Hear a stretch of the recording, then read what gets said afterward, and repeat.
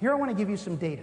The data is a bit old, but it comes from the single best study I've seen on new business creation within established organizations.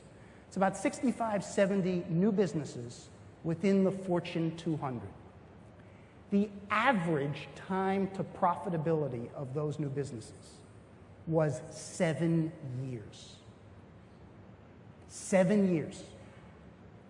In no case, zero, in no case did any of those new businesses have positive cash flow in the first 2 years. In years 3 and 4, only 15% had positive cash flow. New business creation takes time. Now, as I said, this study is a little bit old, so I was concerned about whether timetables had shrunk. And in the last few weeks, I came across an article about Jeff Bezos of Amazon.com. And Bezos says, you know, there's something funny about new businesses.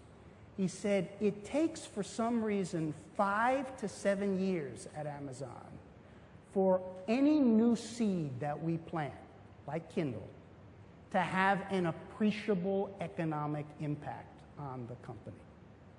So at best, the time has shrunk to 5 years, but still, it's 5 to 7 years to be profitable. That's why you need capital that's patient. Okay, that's supportive environment. Now, I should tell you, there is one other approach to getting supportive environments, and it involves creative questioning. Now, this approach doesn't always work. And to illustrate it, I have to tell you my very favorite political story. It's a story that goes back to the days of the first President Bush. So the first President Bush was trying to get creative thinking in his cabinet, and he was failing. So finally he said, what I'm going to do is I'm going to benchmark. I'm going to go out and see where is really creative thinking happening in the world today. Now, if you remember back then, the answer was the Soviet Union. This was the era of perestroika, Gorbachev and the winds of change blowing through the Soviet Union.